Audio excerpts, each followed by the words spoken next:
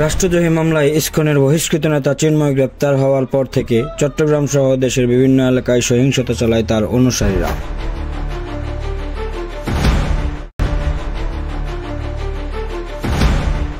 এ সময় এক আইনজীবীকে পিটিয়ে হত্যার অভিযোগও আছে এ সংগঠনের সদস্যদের বিরুদ্ধে।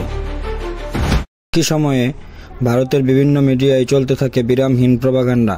তবে এই গুজবের সঠিক তথ্য জাতিসংঘে তুলে ধরেছেন বাংলাদেশ।